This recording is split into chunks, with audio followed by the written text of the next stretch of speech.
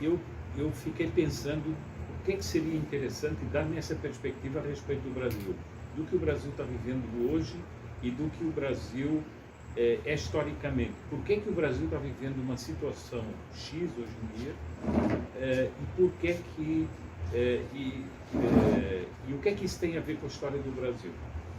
Porque eu acho que hoje dos problemas que existem é que as pessoas se debruçam muito sobre o problema atual e nunca olham nem para trás, assim, 40 anos, 50 anos, não olham. As pessoas ficam tentando decifrar uma problemática sem ter uma perspectiva histórica. E quando nós vamos analisar as correntes revolucionárias, a gente vê que é diferente. Por exemplo, eu leio bastante jornais. De vez em quando é muito comum ver pessoas ou analistas que fazem uma comparação com a Revolução Francesa. Ora, para muitos de nós isso é uma coisa completamente, não tem nada a ver, a Revolução Francesa já foi. Não foi não.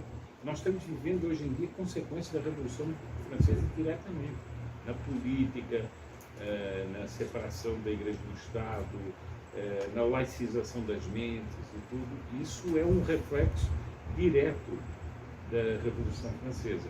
A própria queda da monarquia no Brasil, por exemplo, é um reflexo da Revolução Francesa e tudo que se seguiu.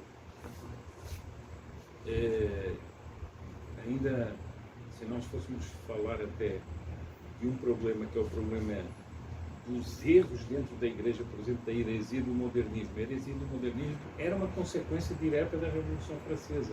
Eram os liberais católicos que queriam adaptar a Igreja ao mundo da Revolução Francesa.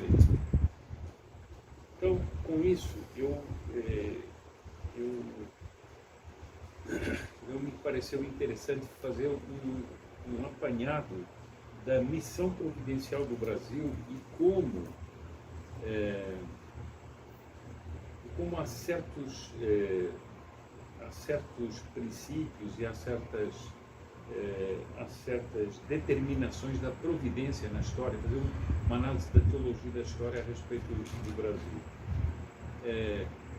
Uma coisa que se vê na Escritura, que é também um erro, às vezes os católicos às vezes eles ficam assim, acham que as coisas são só espirituais e que elas não têm uma relação com o material. Ora, não é verdade.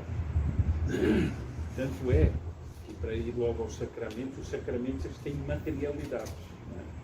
Eles têm que ter, ou seja, nós não somos só espírito, nós somos corpo e alma. Então, Deus quis que houvesse civilizações e Deus quis que houvesse uma civilização cristã, porque não basta apenas Nosso Senhor vir redimir os homens e a Igreja depois prolongar a obra da redenção na história, se não há uma civilização que seja de acordo, porque aí os homens vão viver de uma maneira completamente contrária aos ensinamentos do Evangelho.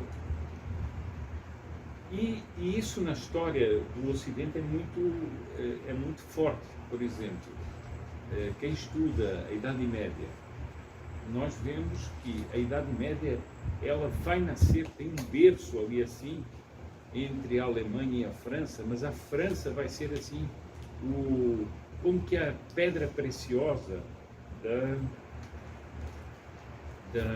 da civilização ocidental e cristã.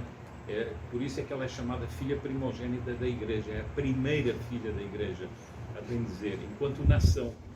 E Deus dá importância a isso, às nações. Por isso eu até procurei um pouco, mas não consegui assim, muita coisa assim, em pouco tempo, mas existem os anjos das nações.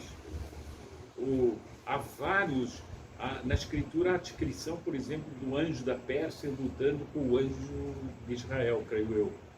Por quê? Porque Deus dá anjos às nações, não só aos homens enquanto indivíduos, mas às nações. E, portanto, é importante para a providência e para o destino das coisas de Deus, às vezes é importante uma terra, tal terra.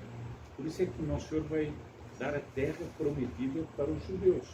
O povo eleito vai ter uma terra prometida, que era a terra onde corria o leite e o mel, segundo a Escritura. Portanto, era uma terra que era uma promessa de Deus, eles terem aquela terra, para onde eles iriam depois do povo ficar cativo de outros povos, como os egípcios, isso.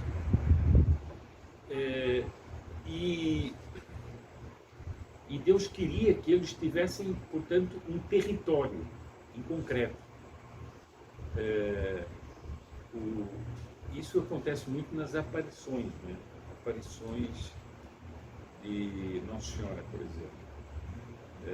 Por exemplo, em Fátima, Nossa Senhora primeiro aparece um anjo, antes de Nossa Senhora.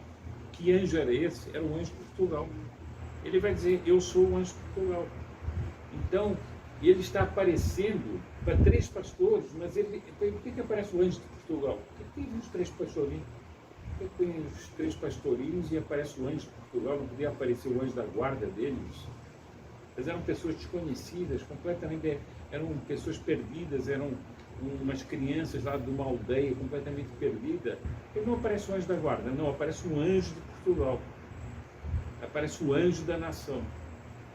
Bom, isso é um primeiro ponto. E Nossa Senhora, ela vai aparecer no mesmo local.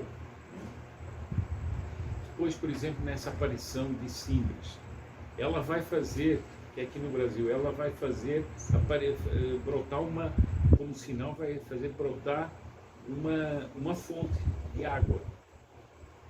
Então as pessoas, para tomar isso, têm que ir ali. Não adianta, vou rezar Nossa Senhora de Síndris, não, pode rezar em qualquer lugar. Mas para estar diretamente ligado àquela aparição, tem que ir ali tomar aquela água, como é o Lourdes, como são outras coisas. Bom, então, isso seria a primeira ideia, porque eu vou falar exatamente, vou tentar mostrar o seguinte, que há algo de uma terra prometida no Brasil. Há algo disso. Não é apenas um país, é algo que também é ligado à própria terra, ao próprio território. Eu só faço assim uma pergunta aqui. Acham que se o Brasil, em vez de ser esse formato que ele tem, se ele fosse uma faixa assim, enorme, retangular, seria a mesma coisa? Não dá, né? Porque o Brasil tem que ser esse formato, que nem era historicamente o que era previsível que ele fosse. Tinha o Tratado de Tordesilhas, mas as coisas foram acontecendo, foram conduzidas pela providência de tal maneira que o Brasil ficou com essa forma assim, que tem algo de gigante, mas ao mesmo tempo de doce, assim, não é uma forma agressiva. Não. Isso só para dar o lado da forma, né? Bom, só que um dado a respeito da importância de um local. Quando Nosso Senhor aparece ressurrecto para os discípulos de Emaús, o que os discípulos de Emaús estão fazendo? Indo embora de Jerusalém. Eles estão indo embora, estão caminhando pela estrada e aparece uma pessoa que vai caminhar com eles. E essa pessoa que é Nosso Senhor, né? Vai perguntar, mas por que estão tristes? Por que estão... E eles começam a dizer, não, mas só tu não sabes o que aconteceu em Jerusalém e tal. E eles estão indo embora de Jerusalém. Nosso Senhor é que vai dizer para eles voltarem para Jerusalém. Mas por que Nosso Senhor manda voltar para Jerusalém? Ou seja, havia ali, ligado a Jerusalém, à terra de Jerusalém, havia o que ia ser a vida do Espírito Santo. Mas eles podiam receber em qualquer lugar, não precisava ser ali. Eles foram ali. Bom.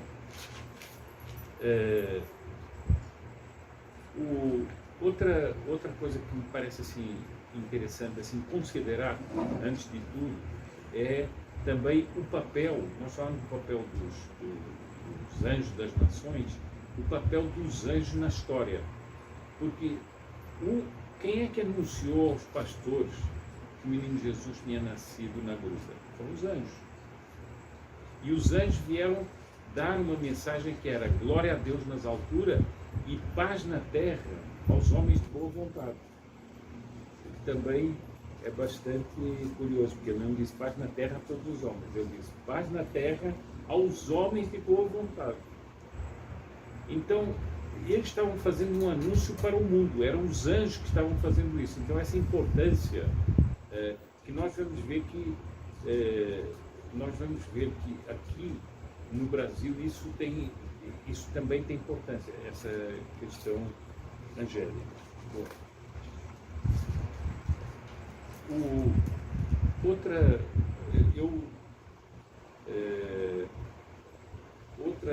outro aspecto também importante é esse aspecto da abundância dos bens da terra. Quando a Escritura diz que a terra prometida corria o mel e o leite e o mel, era uma maneira de dizer que ali havia muitos bens da terra, ou seja, havia riquezas da terra. Não era uma terra qualquer, era uma terra fértil, era uma terra... Ou seja, Deus também pôs esses aspectos, porque às vezes nós podemos pensar o seguinte: bom, não devemos nos apegar aos bens materiais. É verdade. Mas Deus, quem é que colocou o ouro na terra? Não fomos nós, foi Deus que colocou. Quem é que colocou as pedras preciosas? Foi Deus. Quem é que colocou a riqueza dos rios? Foi Deus. Quem é que deu a fertilidade às terras? Foi Deus. Então não fomos nós que fizemos isso. Nós podemos trabalhar essas coisas, mas nós não inventamos isso. Então, se Deus colocou, tem algum significado. Bom, e nós vamos ver o seguinte: o Brasil, assim, pulando um pouco, o Brasil tem uma riqueza que eu acho que nenhum país do mundo tem, que é riqueza em tudo. É a riqueza dos rios, das águas, é a fertilidade das terras, é a quantidade de peixes e de árvores e de frutos, e tudo isso. Parece que tudo isso tem a ver com algo que é uma terra de promissão. É uma terra que Deus guardou para alguma coisa extraordinária. Por que Ele deu isso tudo ao Brasil, não deu a outros povos e a outras... Bom,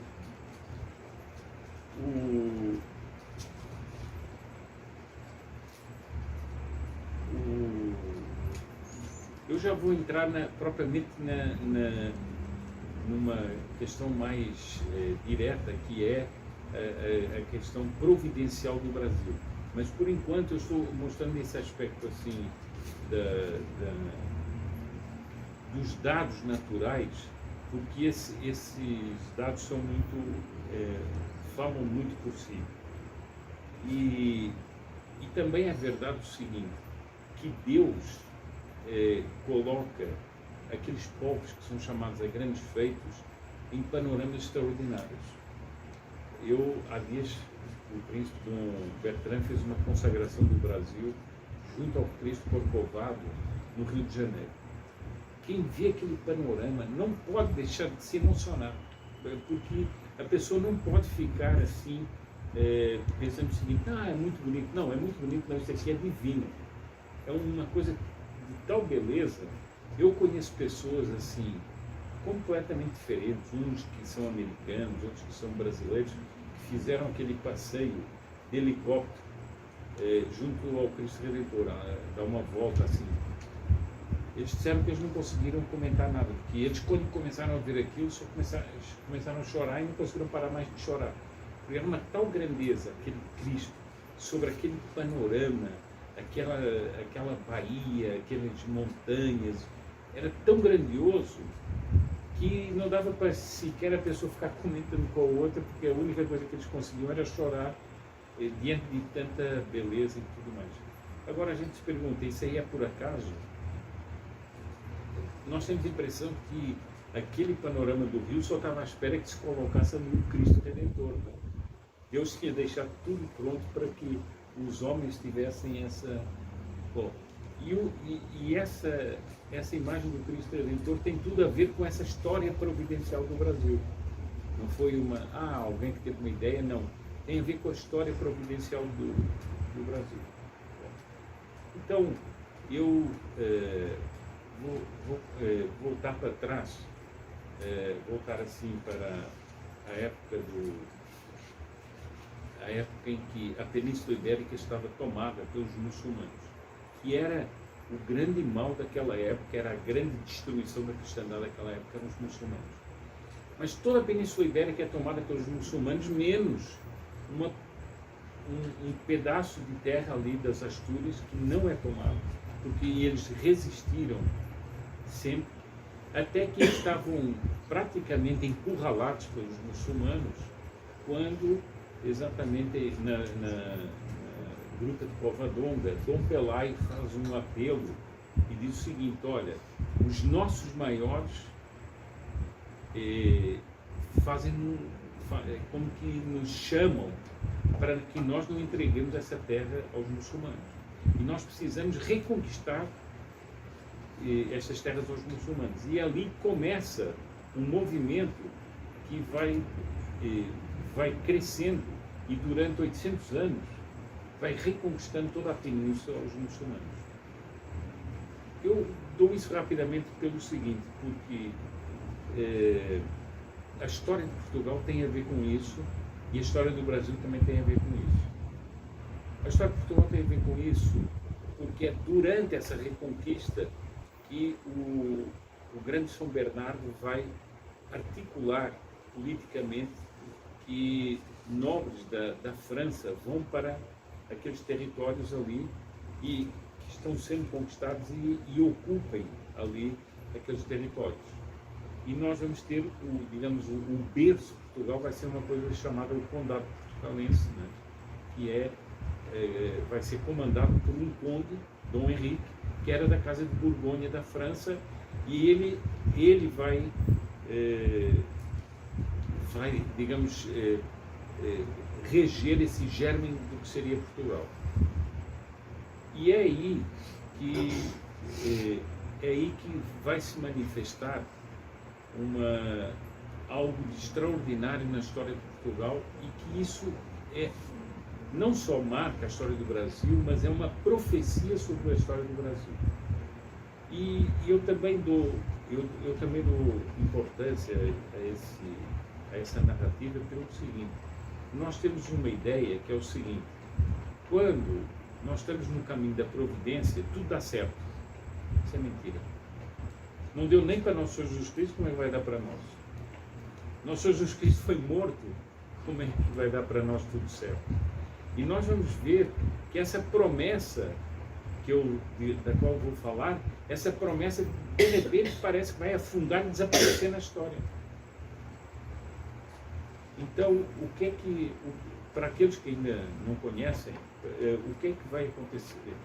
O filho do Conde Dom Henrique, que era Dom Afonso Henriques, ele vai começar a conquistar territórios aos muçulmanos. E ele era uma pessoa muito ousada.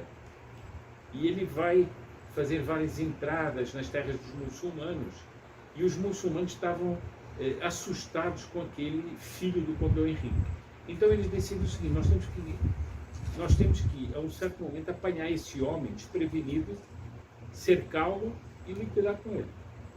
E é o que vai acontecer. Ele está fazendo umas entradas contra os muçulmanos ali, mais ou menos no centro de Portugal, numa terra chamada Ourique, e ele está refugiado com as tropas dele num promontório, quando chega um exército enorme de muçulmanos e o cerca. Eram 5 reis muçulmanos, e os muçulmanos, as maiores autoridades muçulmanas da península tinham mandado vir gente da África para acabar com ele. E ele fica cercado. Bom, mas como nós hoje temos uma mentalidade muito prática, né?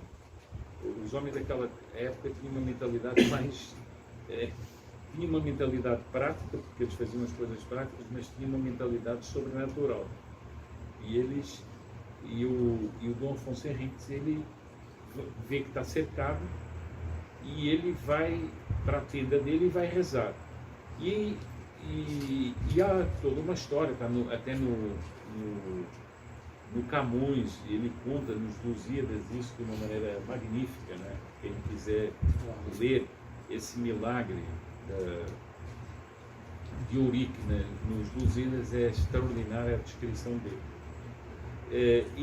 E aparece um monge que o chama e diz para ele, para o rei, para o que ia ser o futuro rei, para que ele fosse até um lugar descampado rezar.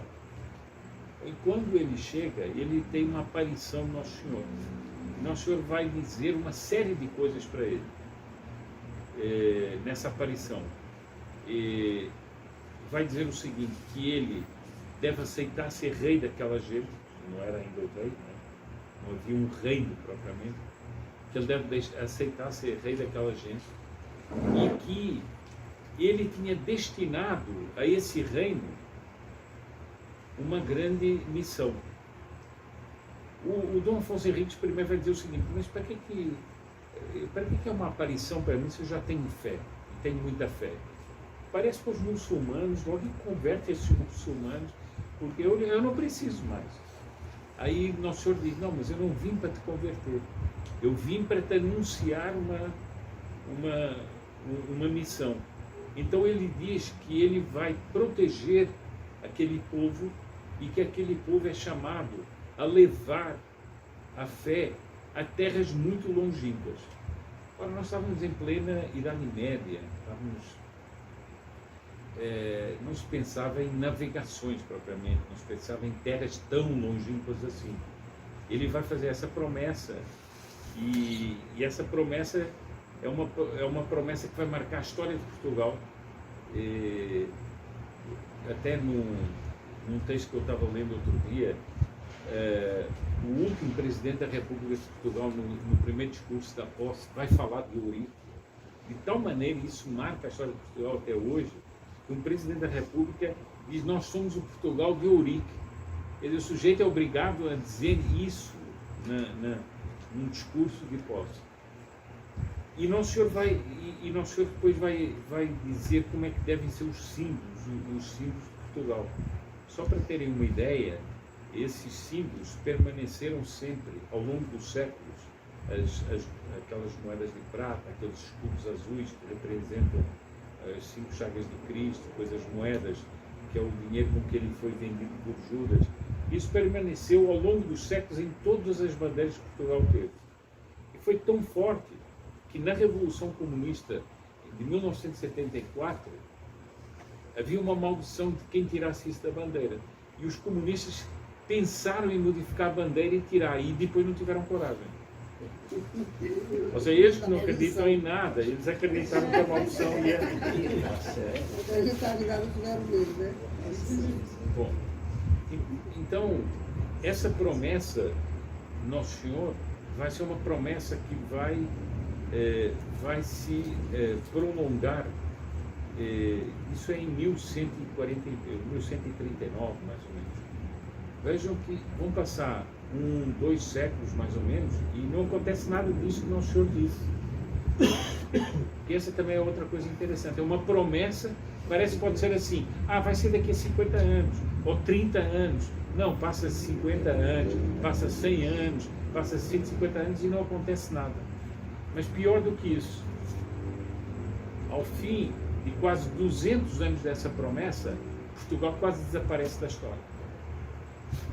Há uma crise política tão grande, há uma crise dinástica tão grande, há um rei tão fraco, no último rei dessa dinastia que tinha sido abençoada por Nosso Senhor. É um rei tão fraco que, como diz o Camões, o fraco rei faz fraca a forte gente.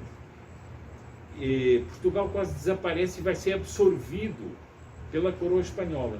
Então, quer dizer, não tinha se cumprido a promessa e Portugal ia desaparecer. Isso também é outra coisa que a gente precisa entender. As coisas de Deus não são retilíneas. É assim, isso é bom para cartomante, né? Que é tudo mentira, mas logo amanhã, não, pode dar aqui o dinheiro, né? Porque ela queira, mas amanhã já está resolvido o seu problema e tal. Mas com Deus as coisas que são verdadeiras não são assim. Ele vem uma promessa, etc., passa esse tempo todo e quase desaparece. Aí vai surgir em Portugal um homem, que eu sei que o Dr. Juvenal é assim, um grande admirador e cultuador, que é um homem extraordinário, um homem com visão profética da história, que chama-se o bem-aventurado Nuno Álvares Pereira, que não se fala praticamente hoje na história de Portugal. E ele Não entendi o nome. bem-aventurado Nuno Álvares Pereira, o santo condestado. Já canonizado. Hoje eu acho que foi canonizado, não é? Foi. Bom, eu sempre digo, o Nuno Álvares Pereira, o santo condestável. Assim já está. O santo condestável. Bom, ele vai, primeiro aos 15 anos, ele é o raio da rainha, ele aos 15 anos vai enfrentar o rei da Espanha num banquete. Porque ele era da alta nobreza portuguesa e ele, o rei da Espanha, naquela aproximação que estava havendo, naqueles, enfim, promessas de casamento, etc., o rei da Espanha vai a Portugal, chamam a corte de um lado e do outro, vai haver um grande banquete e ele, que devia estar no banquete, ele entra e percebe que ele não tem lugar. E esse homem com 15 anos chega na frente da mesa do rei, puxa a toalha do rei e joga toda a mesa do rei e de todos os nobres no chão. E sai, e o rei fica assim e diz o seguinte: esse homem vai ser um grande homem. Bom, esse homem vai ressuscitar Portugal, na verdade. Vai escolher uma outra pessoa da casa de Avis, vai escolher essa pessoa para ser o rei de Portugal. Ele vai salvar Portugal, ele vai ter batalhas extraordinárias. Tem uma batalha fantástica em que o exército português está perdendo. E ele sai da batalha e vai para uma montanha rezar. E uns nobres chegam até ele e dizem o seguinte: o senhor não vê que o nosso exército está sendo destruído? E o senhor está aqui rezando? E isso não vai salvar o nosso exército, nós estamos sendo destruídos, estamos sendo... E ele diz o seguinte: esperem mais um pouco. E ele continua a rezar, não se mexe dali. Ora, isso também é uma atitude que não tem nada a ver com os dias de hoje, não é? É uma atitude essencialmente de quem acredita na providência. Bom, ele sai dali, vence essa batalha, vence outras batalhas, e ele leva... Portugal, que estava desaparecendo na história, Portugal ressuscita com a Casa de Avis. Por que eu estou dando isso? Porque esse homem que foi colocado como o rei de Portugal vai se casar com uma princesa inglesa chamada Dona Filipa de Lancaster e eles vão ter uma série de filhos. E esses filhos vão ser todos brilhantes na história. Tanto é que o Camões chama essa coleção de filhos, né, ínclita geração altos infantes, ou seja, era uma geração extraordinária. Isso era o povo que estava para desaparecer. Bom, e um desses homens vai ser uma pessoa chamada o Infante Dom Henrique, que vai começar os descobrimentos. Ou seja, a promessa de 2 séculos antes, quando Portugal quase tinha desaparecido, foi preciso Portugal quase sumir na história para, de repente, haver um homem providencial, que foi esse santo condestável, para reerguer Portugal e fazer com que dessa geração nascesse um homem que ia ser o Infante Dom Henrique, que vai começar a lançar os portugueses para além-mar. Primeiro na África, em Ceuta, depois alguns descobrimentos a mais na África. Eles vão fazer todo o caminho da África. A um certo momento eles vão conseguir dobrar a África, que era um mito de que ali acabava o mundo. Os portugueses vão conseguir dobrar a África, vão até a Índia e quando os portugueses vão organizar mais uma expedição à Índia, essa expedição vai chegar ao Brasil.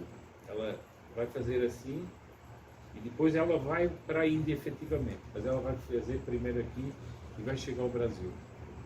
E quando ela chega ao Brasil, já as coisas que Nosso Senhor tinha prometido já estavam acontecendo.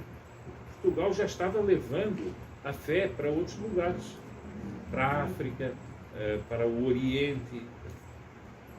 Mas, quando os portugueses chegam ao Brasil, digamos assim, essa promessa é a promessa que se realiza de uma maneira assim superabundante. Por quê? Aqui aconteceu o que não aconteceu em nenhuma parte do mundo com os portugueses. Em nenhuma. Os portugueses chegam aqui numa época que era simbólica, que era a época depois da Páscoa, né? Por isso, quando eles avistam o monte da Bahia, é o Monte Pascoal. Eles, na Esquadra do Cabral, já se conheciam as constelações e o Cruzeiro do Sul já se conhecia. Mas só que os astrônomos não sabiam ainda que o Cruzeiro do Sul apontava o sul. E vai ser durante a viagem de Cabral que eles vão descobrir isso. E eles, inclusive, quando chegam à Terra, eles vão pular para a Terra para fazer uma outra medição para confirmar que era mesmo. Então, isso nas crônicas daquela época é tomado como um símbolo. Era a cruz sempre. Por que o Brasil tem o Cruzeiro do Sul como se fosse seu, se o Cruzeiro do Sul está para todo o hemisfério sul? O país que tem mais o Cruzeiro do Sul como seu é o Brasil, é por causa disso. Bom, aí quando os portugueses chegam aqui, e aqui tem estudantes de história, eu lhes recomendo lerem a Carta de Pero Vaz de Caminha. A Carta de Pero Vaz de Caminha, que ninguém comenta, tem coisas extraordinárias. Ao contrário do que dizem, né? Acho que vocês conhecem, né? Mas ao contrário do que dizem, os portugueses não vieram tocar vidrilhos com os índios. Por exemplo, uma coisa que ninguém conta. Quando um grupo de 50 índios vai dentro das naus, os portugueses querem mostrar as naus para eles, há um frei que põe no pescoço de cada índio um cordão de couro com uma cruz. Eu acho que a maior parte das pessoas, mesmo na história, mesmo nos cursos de história, não se conta isso aí. Por quê? Então por que ficam inventando história do vidrilho e do não sei o que e tal? Depois há um outro aspecto também muito interessante. Quando os portugueses veem os índios e quando os índios veem os portugueses, eles se comunicam de maneira... Os portugueses fazem ver o seguinte: olha, nós não queremos fazer mal a vocês. O que é que os índios vão oferecer aos portugueses como presente? As armas deles. Eles vão oferecer os arcos deles e as flechas deles. Ora, quem está com medo não vai oferecer a arma que ele tem para se defender, né? Eles vão oferecer essas armas como símbolo da amizade deles. Mas, naquele momento, vão acontecer coisas muito impressionantes e simbólicas. Como os portugueses não tinham nenhum padrão para marcar aquela terra, o que faz supor que eles não...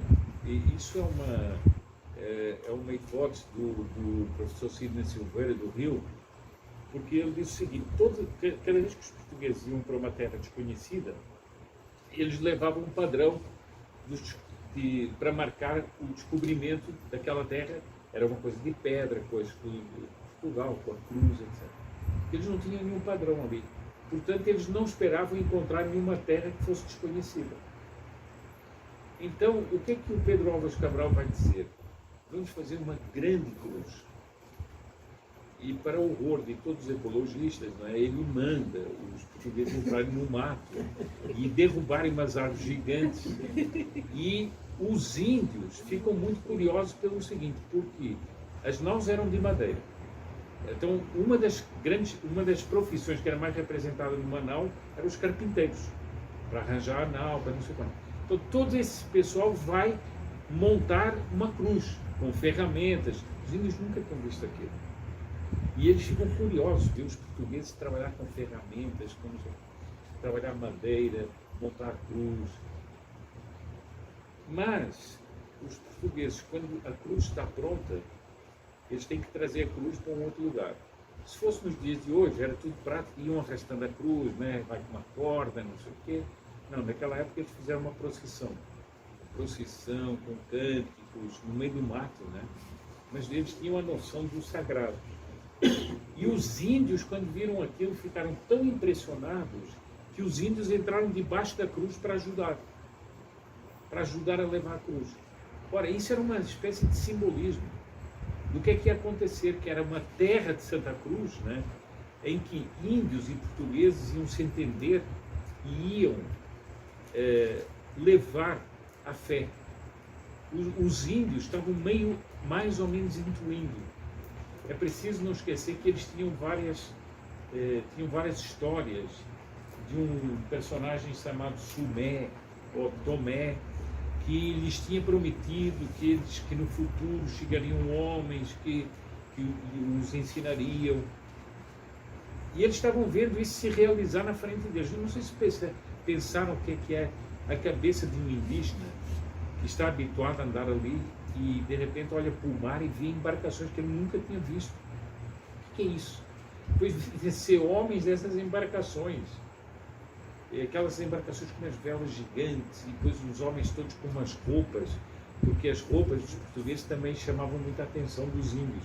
Eles queriam os barretes dos portugueses, queriam, até a uma certa altura que Pero Vaz de Caminha conta que um dos comandantes dá uma camisa daquelas para o índio, que ele ficou fascinado com a camisa. Isso era algo totalmente inédito nos descobrimentos portugueses, e mostrava que o Brasil, aquele território que estava sendo descoberto e marcado por aquele descobrimento, ia ser um território de promissão, ia haver uma bênção especial ali. Qual é a outra bênção especial? Eles vão celebrar uma missa, que depois vão ser várias missas, mas primeiro vai haver uma missa em terra. Então, quem é que esteve aqui junto com os portugueses? Nosso Senhor Jesus Cristo na consagração. Porque ali houve a consagração e, portanto, Nosso Senhor Jesus Cristo, em corpo, alma, sangue e divindade, esteve presente na primeira hora do Brasil. Ele que tinha prometido ficar entre os homens, ele que tinha prometido aos portugueses que se iriam levar a fé até longes terras, ele esteve aqui. Ele esteve ao lado daqueles a quem ele tinha prometido. Quer dizer, isso não houve em outro momento da história de Portugal, dos descobrimentos. Não houve. Houve ali. Ora, isso é um sinal fortíssimo de promessa. Isso é um sinal fortíssimo de bênção sobre o Brasil. E a partir dali eu começar uma verdadeira epopeia de jesuítas, de homens. E nós vamos ver o seguinte: os primeiros jesuítas mártires, chamados os 40 mártires do Brasil, nunca puseram o pé no Brasil. Só um deles pôs. Os 40 mártires do Brasil foram mortos no caminho. E aí já começa esse título que eu dei à palestra, ou seja, uma luta entre o Deus e o demônio pelo Brasil. Quem é que vai matar os 40 mártires? São calvinistas, que vão fazer um massacre daqueles homens, e muitos vão morrer, eles vão dar golpes na cabeça, e muitos daqueles mártires vão morrer na água, afogados, porque eles não tinham morrido dos golpes. Imaginem a aflição. Bom, e esses homens, que eram os homens que viriam para o Brasil fazer evangelização, não põem os pés aqui. Entretanto, eles são padroeiros do Brasil. Chamam-se 40 mártires do Brasil. Só um pequeno detalhe, que não é tão detalhe: o príncipe Dom Luís de Orleans de Bragança, que era chefe da Casa Imperial, ele morre exatamente no dia dos 40 mártires do Brasil. Isso mostra que o desígnio da providência sobre o Brasil. Depois viriam outros homens, Anchieta, viriam Nóbrega, viriam tantos outros, e converteriam os índios. Mas, a um certo momento, vem quem? Protestantes vêm para cá, holandeses, franceses, e se atracam aqui, inclusive se atracam aqui no Nordeste, né? E eles vão como que eles são o contrário daquela bênção.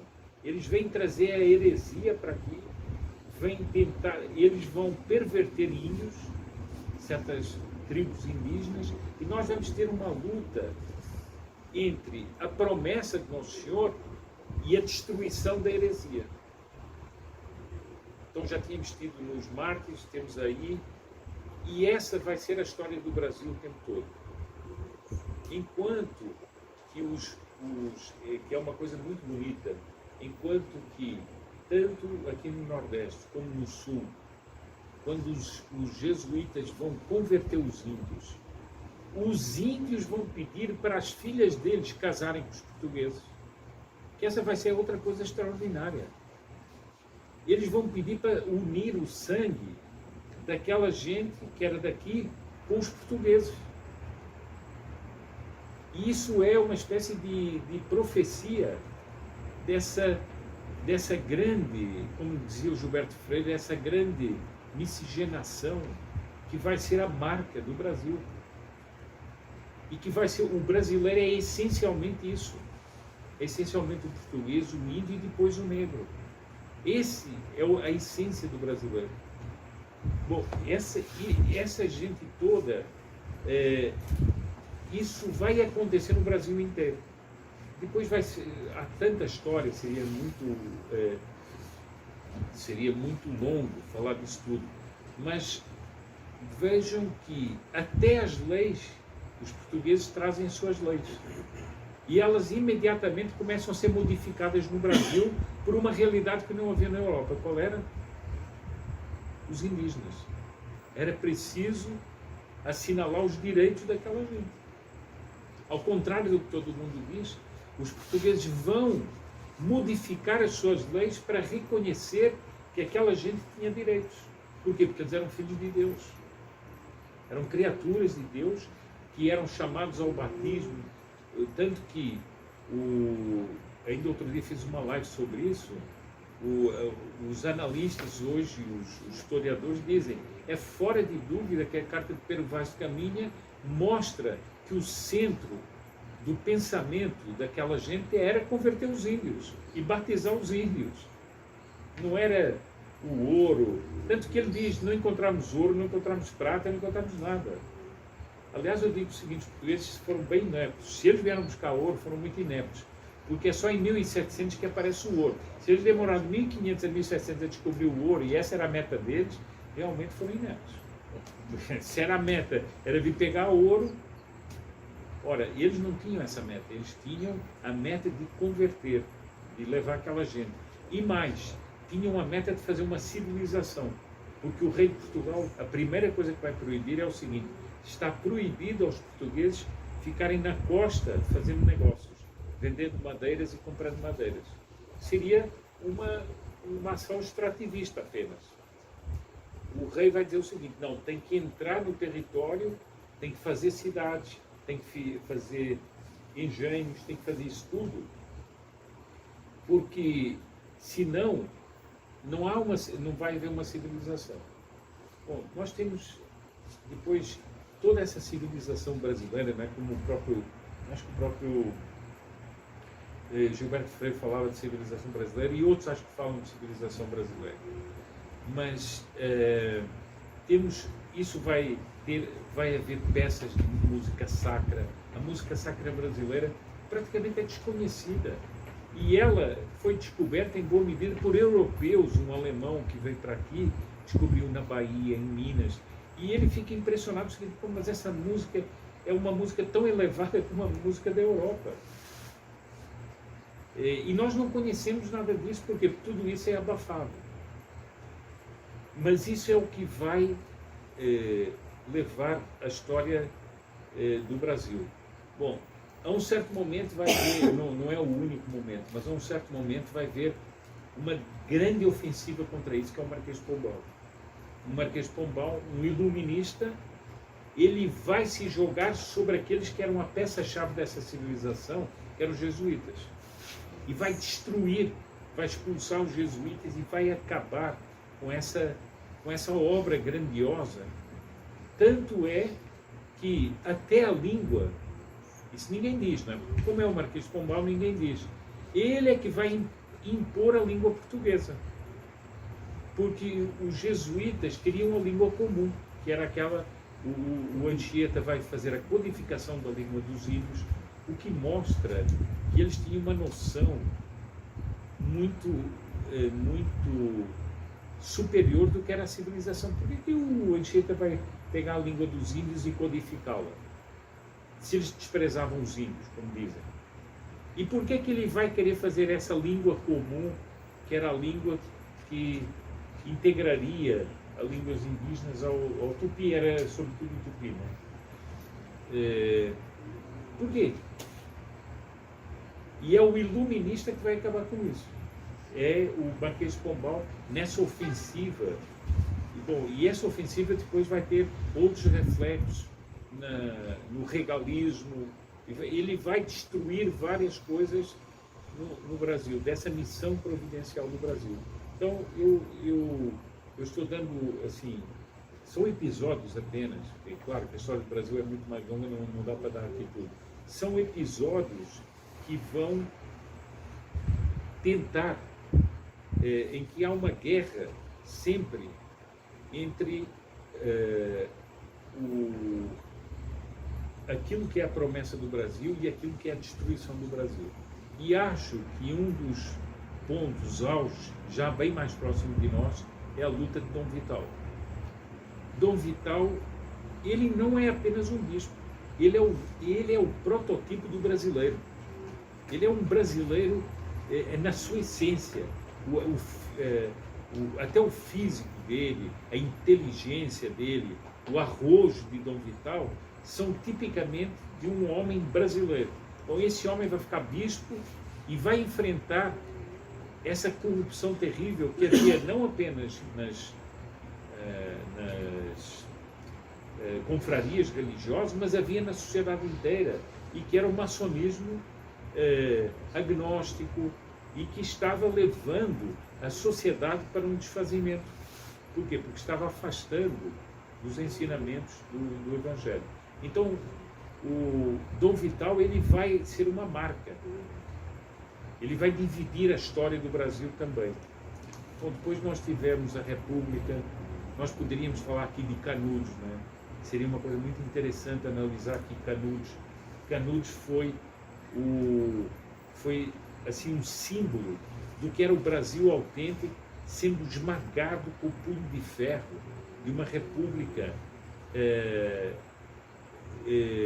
agnóstica, positivista, e de um exército positivista, né? Porque é o exército que vai esmagar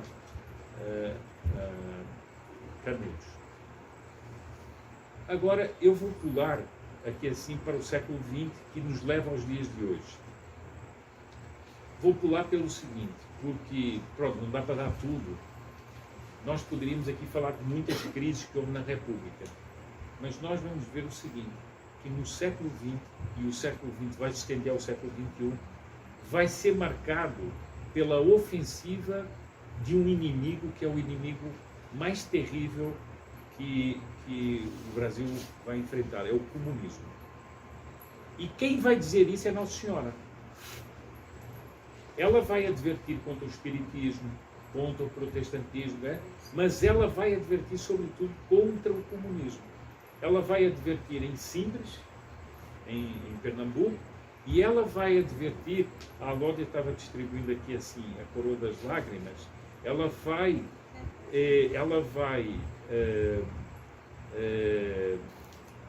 falar com a irmã Amália, uma religiosa que vem da Galícia e vem viver no Brasil, vai fundar uma ordem com outras pessoas. Ela vem falar aqui do quê?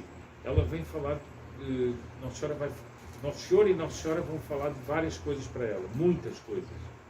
Mas Nossa Senhora vai dizer o seguinte, há um perigo, e mais do que um perigo, há um erro, isso é uma coisa muito interessante, ou seja, uma doutrina, há um erro que já tomou conta de vários países do mundo e que ameaça o Brasil. Ora, ela diz isso em que ano? 1935, quando ia haver a intentona, não tinha havido ainda, ia haver a intentona comunista. Portanto, Nossa Senhora veio advertir contra o comunismo. Não, mas Em Simples foi em 35. não. Em Campinas é desde 30, mas a aparição em que ela fala do perigo comunista é em 35. E Simples foi em 36. 36, exatamente. Mas o problema é que a irmã Amália ela vai tendo várias visões. E ela tem uma visão em 35, em que Nossa Senhora fala naquele ano do perigo. Bom, e lá em Simples também, que é em 36, ela vai falar disso. Agora, qual é a outra característica muito interessante nisso aí? Não é uma característica interessante, é um sinal providencial. Nossa Senhora, nas duas aparições, vai dizer: o Brasil me pertence. Isso é algo de arrepiar, porque não é assim, eu gosto muito do Brasil, tá? Não. O Brasil me pertence. E ela diz: esta terra de Santa Cruz me pertence, fazendo menção ao descobrimento do Brasil. Que ela podia dizer o Brasil, não, ela diz: esta terra de Santa Cruz me pertence. E eu quero defender os brasileiros. Ela diz isso. Então, isso é um sinal direto do céu, não é? De que Nossa Senhora tem uma mão sobre o Brasil. Eu me esqueci aqui, é claro que nós temos, antes disso, temos a aparição de Nossa Senhora Aparecida, né? E Nossa Senhora Aparecida é algo de muito marcante. Eu diria que Nossa Senhora Aparecida é algo de marcante na história do Brasil independente. Apesar dela ter aparecido antes, ela ia ser, a aparição dela, ela sendo encontrada pelos pescadores no rio, e vejam uma coisa curiosa, ela é encontrada o corpo e a cabeça separados. Isso tem um simbolismo. E como que ela se reúne, e portanto é uma unidade do Brasil que vai ser restaurada. Bom, e Nossa Senhora Aparecida vai ter uma série de atos, né, do próprio Dom Pedro I, que vai rezar a ela, depois da princesa Isabel, que vai consagrar e vai dedicar o Brasil, enquanto princesa, vai dizer que se ela não subir ao trono, que Nossa Senhora assuma o trono do Brasil, o que é de um simbolismo impressionante, né? Porque é uma princesa que tem a legitimidade do sangue e da história para governar o Brasil, que vai dizer o seguinte: minha mãe, se eu não subir ao trono, que eu tenho direito, assumir vós o trono. Ou seja, mas não é o trono que ela já tem no céu, não, é o trono da terra. Portanto, ela chama Nossa Senhora para assumir o trono da terra. Então, Nossa Senhora vai dizer isso: o Brasil me pertence, a terra de Santa Cruz me pertence, e vai fazer uma série de pedidos. Vai pedir para rezar esta coroa. Nossa Senhora vai dizer uma coisa tão impressionante, que ela diz o seguinte: pelo menos, se em cada casa eu ouvisse uma Ave Maria. Porque ela diz o seguinte: cheguem-se até mim. Se chegarem até mim, eu defenderei o Brasil. Se não se chegarem, o sangue dos mártires vai correr no Brasil. Ela diz isso. E eu não quero que isso aconteça. E depois diz: se rezarem pelo menos uma jaculatória dessa coroa. Vejam bem, ela deu a coroa, mas ela pede nem que seja só uma jaculatória dessa coroa. Por que que eu digo tudo isso agora? Porque nós estamos observando, se nós pudéssemos usar essa expressão, do nada, essa devoção que era totalmente desconhecida, ou praticamente desconhecida, começar a se expandir pelo Brasil da maneira mais incrível. As pessoas mais que nós não esperávamos. Curiosamente, eu estava acompanhando os resultados das eleições e via pessoas que nem eram católicas mencionarem essa ejaculatória. Por que as pessoas estão mencionando isso agora? Por que essa devoção está se espalhando? Mas espalhando em muitos lugares. Outro dia me escreveram, eu fiz uma live sobre essa aparição de 1935. Uma pessoa me escreveu do Rio Grande do Sul e disse: fui ontem a um casamento. A lembrança do casamento era a coroa das lágrimas com o folhetinho. Um casamento. Não era um casamento especialmente católico, não, era um casamento. As pessoas que se casaram, elas deram como lembrança a coroa das lágrimas com aquele folheto. Quem está inspirando essa difusão? Bom, agora passando para a situação atual. Há uma coisa que ninguém comenta, parece que as pessoas já esqueceram. Eu acho a coisa mais grave que aconteceu desde que nós estamos vivendo esse verdadeiro pesadelo que nós estamos vivendo, politicamente falando, socialmente falando, economicamente falando, etc. O sujeito que ocupa a presidência da República consagrar a presidência da República ao candomblé. Isso é diretamente um atentado à missão providencial do Brasil. E essa gente tem noção do que é que eles estão fazendo. Eles estão fazendo para quebrar alguma coisa que existe no Brasil, que é a ligação com a providência. Então, aquele que seria o chefe de Estado vai consagrar a presidência ao candomblé. Isso é um ato simbólico. Assim como a primeira missa também foi um ato simbólico. Ontem nós estávamos conversando sobre isso, né, Priscila? Estávamos conversando sobre a questão daquele evento meio satanista que houve nos Estados Unidos, em Boston, em que se reuniram pessoas do mundo inteiro para fazer cultos satânicos, e havia uma parte do evento que era dedicada ao Brasil. E aqueles satanistas diziam o seguinte: existe alguma coisa no Brasil que nós não conseguimos quebrar. Bom, existe uma coisa que é Nossa Senhora que diz que essa terra me pertence. E como ela esmaga a cabeça da serpente, é isso que nos deixa penetrar. Eles não conseguem fazer isso. Mas eles tentam, de todos os modos, fazer isso. Agora, remetendo, e já terminando aqui a minha exposição, remetendo para o início da minha exposição, dessa teologia da história do Brasil, veja o seguinte: eles querem levar o Brasil à pobreza. Eu não sei se todos se deram conta, não vou falar nem de PIB, nem de economia, nem nada disso. Já se deram conta que o Brasil hoje alimenta quase 1/3 da população do mundo? Esse fato é um fato quase bíblico. Isso podia estar na Escritura. É uma terra tão fértil que 1/3 da humanidade é alimentada por ele. E pode ser muito mais. Com 10% do território. Com 10% do território. Então, vejam que isso é uma tal abundância de Deus, que é como que Deus dando ao Brasil algo que não está nas medidas do homem. Não está nas medidas do homem. Isso é bíblico. Essa gente quer destruir isso. Por quê? Por ódio a Deus. Eles querem lançar a luta de raças por ódio a Deus. Eles querem subjugar o Brasil ao comunismo, que Nossa Senhora alertou que era o inimigo e o erro. Eles querem destruir esses bens. Eles querem entregar os bens que são do Brasil a outros povos. Eles querem fazer tudo isso. E, sobretudo, eles querem uma coisa: eles querem destruir o povo que tem uma bênção. Sobre esse povo, apesar de tudo, vai uma bênção.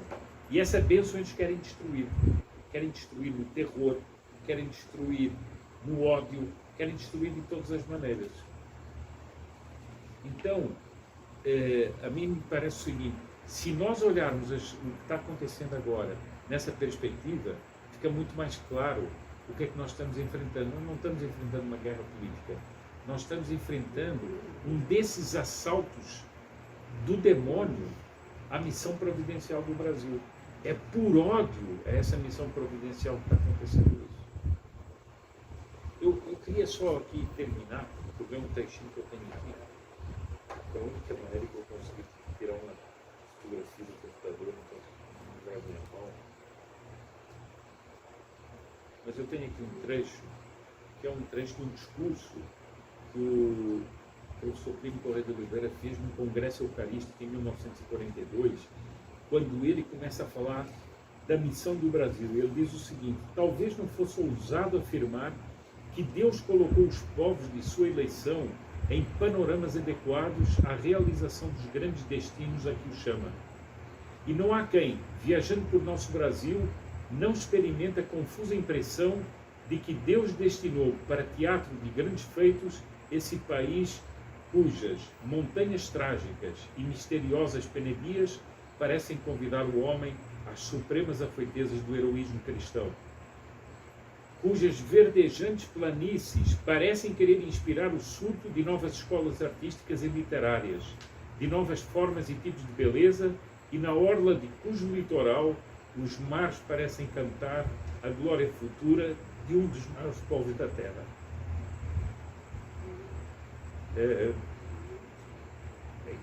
Pois diz assim: